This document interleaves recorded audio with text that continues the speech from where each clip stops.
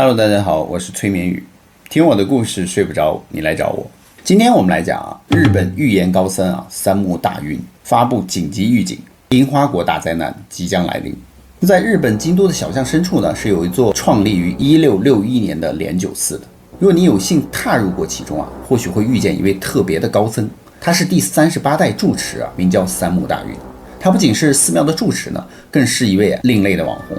三木大云呢，江湖人称叫三木。这位僧侣可不寻常，他最擅长的是用讲阿飘的故事的方式来传递佛法。听起来呢虽然有些惊悚，但目的是透过这些引人入胜的故事呢，让大众更容易理解其中的原因、因果、业力等深奥的佛教概念。这种独特的弘法的方式呢，让他在日本大受欢迎，甚至呢他的著作《京都怪奇谈》一出版呢，便冲上了畅销榜首。书中收录的各种短篇怪谈篇幅虽不长，但是个个呢引人入胜。三木大云呢，就是于1972年出生于京都，家族世代都为僧，但他呢并未直接投身佛学，而是选择在大学呢攻读法学。毕业之后呢，才回归家族传统，正式踏上了佛门修行之路。他从小呢就对灵异现象充满好奇，也亲身经历过许多无法用科学解释的现象。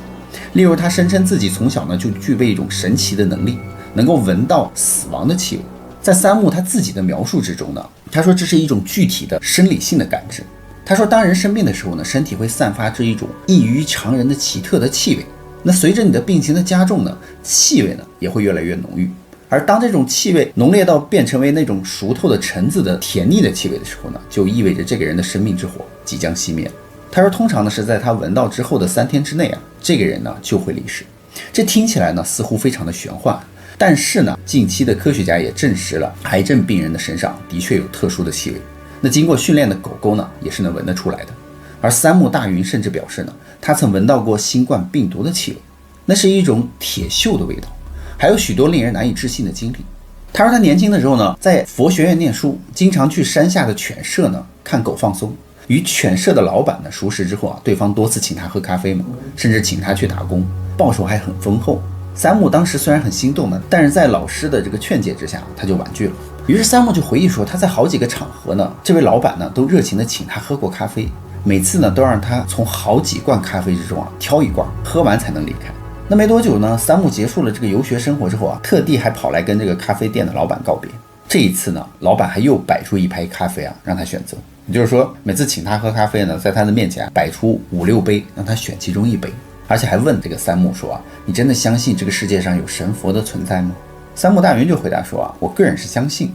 那老板听完之后冷笑一声说我可不信。紧接着呢，三木大云就选择了一杯，喝完之后老板劝他再喝一杯，然后三木大云拒绝之后便离开了。多年以后呢，三木大云在这个报纸上惊讶的就发现这位犬舍的老板呢，竟然是轰动全国的连环杀手。这名杀手呢，习惯以预先下毒的咖啡作为作案工具，专门谋害那些他选定的目标。警方也找到了三木本人并告知案情的细节。原来呢，老板每次递给三木的咖啡呢，杯子里面都是有毒的，唯独有一杯是没有毒的。而且三木每次恰巧都能够选中那个唯一没有毒的一杯。所以这个杀手被捕之后就说过去有个见习和尚呢，经常来我店里，他来了3次了，3次都喝中了没毒的那杯咖啡。最后我叫他再多喝一杯呢，却被他拒绝了。在那之后呢，我就开始相信应该是有神佛在保护他的。那三木回忆起了这段经历之后呢，竟然意识到自己呢曾数次在死神的边缘徘徊，却又毫发无损的躲过了此劫难。所以他深信那不是偶然，而是冥冥之中神佛对他的护佑与庇佑。那还有一次呢，在三木刚成为莲九寺住持的时候呢，寺庙是非常破旧的，急需这个资金修缮。没想到一天夜里呢，日本的这个财神大黑天神竟然给他托梦，让他去买彩票。这是他这辈子第一次买彩票，也是唯一一次。结果呢，这张彩票竟然中了1亿5千万日元。这就让他对这个神佛无形的力量有了更深的实际的体会。最终他也用这笔钱呢，重新修缮了莲九寺。这个之前有讲过嘛，可见三木大云真的是一位与神佛很有缘的人。那就是这样一位佛教弟子竟然会常常的读经并研究其中的道理。没有想到他还在这个过程之中居然读到了佛经的密码，并决定公告天下。那是在2024年的12月12日呢，三木大云发布了他的著作从佛经解读未来的预言，佛教密码。在书中呢，就记录了他从佛经之中悟到的有关于疾病、战争、灾害等未来的讯息。特别是2025年的相关预测。他认为2025年呢即将发生大的灾难。在三木大云的书中详细阐述了佛经之中的时间观和宇宙观。他就指出呢，宇宙呢是分为劫、住劫、坏劫、空劫4个阶段，而我们生活在住劫第9劫的时代。他从佛经中解悟出此时期呢将会发生3灾7难，而3灾呢就是谷贵，也就是代表着物资匮乏；兵革代表战争；疾病代表疫情。这些预言呢近年来已经得到了印证，而新冠疫情的爆发呢被视为是疾病的典型应验。俄乌冲突的持续呢也被对应为佛经中的兵革，而全球范围内普遍存在着通货膨胀和粮食供应的问题呢，则被视为是谷贵的体现。那7难呢，包括传染疾病的流行、侵略、战争、内乱、天象异常、日食月食异常、极端气候等。所以三木大云呢还将佛经中的理论与800年周期结合起来。他就认为呢，人类文明大致800年为一个周期进行变化和转折，每隔800年呢就会迎来一次剧烈的转折或者是灾难，这或许就是一种周期性的业力爆发的现象。他就指出呢，上一次的周期转换呢是发生在1204年的镰仓时代，当年呢出现了赤气，就是一种低纬度的极光。就在这个赤气发生的9年和14年之内呢，相继发生了2次大地震。根据推演呢，800年后的2004年的前后呢，应该就是下一个转换期。而巧合的是呢，在2002年呢，北海道出现了低纬度极光，结果就在9年后的2011年呢，竟然发生了东日本大灾难。那么再加上14年，正好就来到了2025年了。这就意味着，如果按照800年的周期来看的话，2025年呢可能是一个重大灾难的节点。因此呢，当他看到漫画家龙树亮漫画中写着真正的大灾难呢将于2025年7月发生的时候呢，他就非常渴望与其见面。尽管龙树亮是很少公开露面的，但是在三木大云的邀请下呢，龙树亮还是爽快的答应了。那漫画家龙树亮的著作《我所看见的未来》呢，自从2021年出版以来呢，畅销量惊人，截止到今年呢，已经突破了100万册。那这本书之所以如此受瞩目，不仅仅是因为其1999年出版时封面上写的1999年8月呢，地球将会毁灭，被发现与2011年呢东日本大震灾的发生日期惊人吻合。尽管日期不完全一致，但也引发了联想。更关键的是，龙树亮在完整版中还追加了冲击性的一个梦境。他说呢，他于2021年的7月5日梦见日本列岛以南的太平洋海水呢涌起，随后太平洋周围的国家呢遭受比东日本大地震大3倍的海啸袭击。梦中明确的就指出，真正的大震灾呢将会在2025年的7月。这句话呢，当时迅速的成为了社会的焦点。原本三木大云和这个龙树亮约定是在5月见面的，更不可思议的是，就在2个人实际见面的前几天呢，日本各地呢居然观测到了赤气低纬度极光。这种带有红色极光呢，被认为是警示着地震即将发生。所以三木大云就觉得，在这个时间点出现这种异象呢，就像是释迦牟尼的指引，告诉他呢，现在正是与龙树亮见面的时候。没有想到，在与龙树亮见面不久之后呢，三木大云就紧急发布了一支影片，标题为关于灾难，并表示呢，他有紧急的信息要传递给大家。即使赌上自己的名誉和地位呢，他说我也在所不惜。那三木大云呢，就在6月21日的紧急发布的影片中就解释说，他最近与龙树亮女士会面，并分享了他对龙树亮的印象。接着他澄清了，龙树亮其实并不是什么预言家，他只是把自己直觉和梦境呢直接画成了漫画，而他确实的感受到了2011年的3月会发生什么事，并把那件预感的事呢画在了漫画的封面上。这说的就是311东日本大地震了。而且三木大云还强调呢，其实大众对于龙树亮的梦境有很多的误解，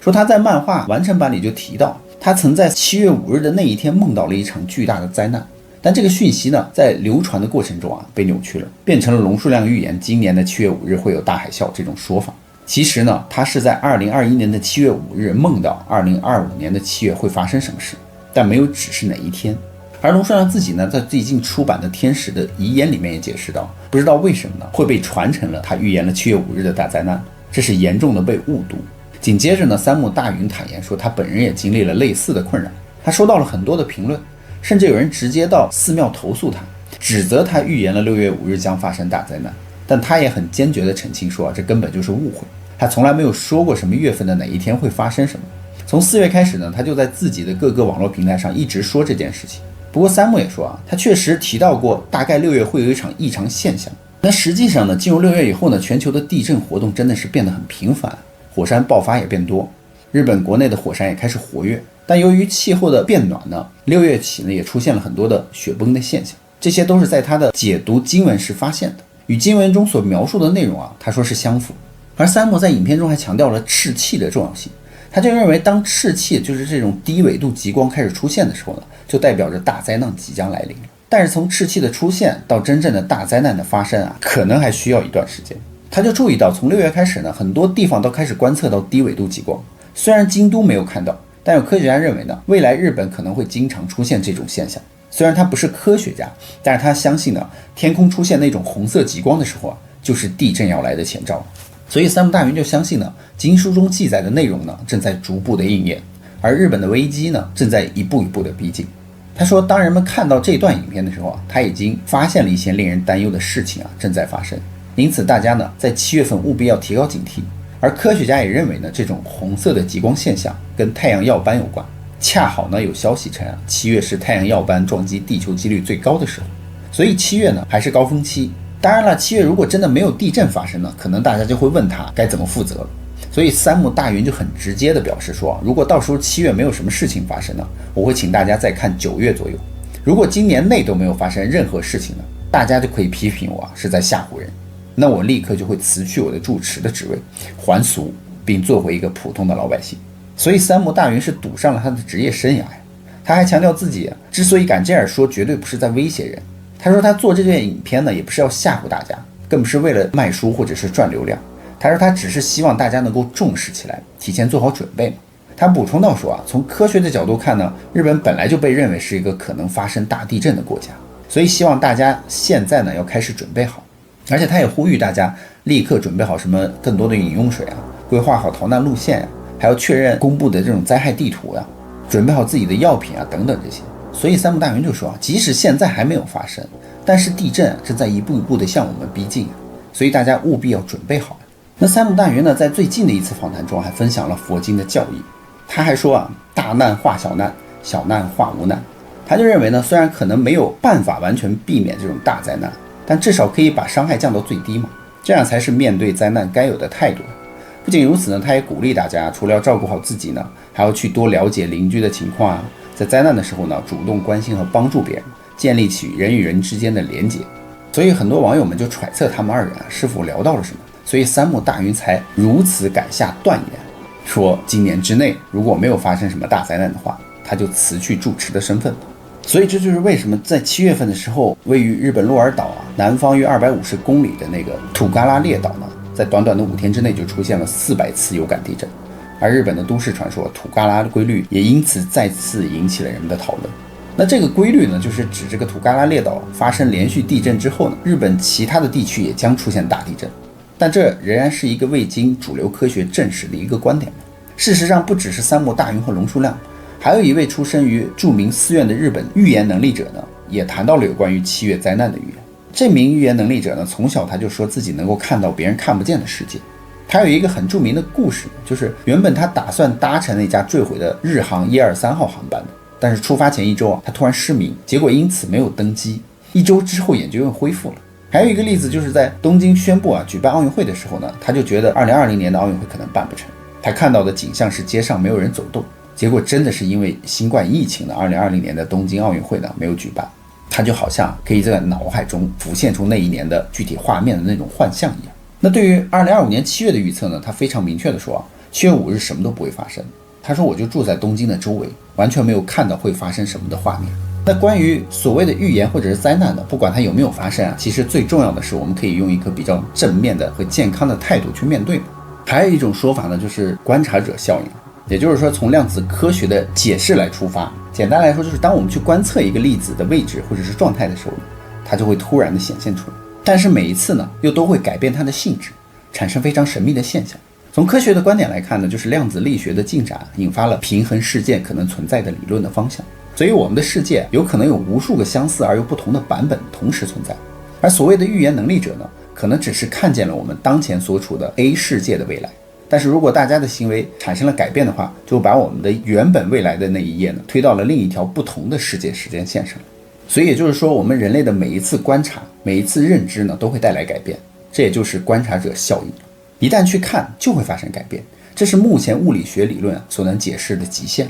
也是一个在科学领域中被证实的一个存在的现象。所以说，关于7月5日那天没有发生任何事这件事，那就是说有人预测了7月5日那天会发生大灾难。但是如果这个预测是被几亿人、几十亿人同时知道的话，那这个事件有可能就会发生改变。所以也有很多的网友问我宇哥，7月5日那天为什么没有发生呢？根据我所知就是很多通灵能力、通灵师预言家，很多人都说呢，7月那天不会发生什么事情。而7月5号那一天之前，我也说过那天不会发生什么。但是大家都说在8到10月份之间会有一场迟到的灾难发生，所以让我们持续关注一下8到10月份会不会有什么事情发生呢？所以说没有发生的预言未必是预言错了，也可以说是因为预言成功而避开了灾难。所以大家觉得呢？那么好了，故事呢，宇哥也就讲完了。别忘了订阅关注宇哥的频道看后续更多精彩内容哦。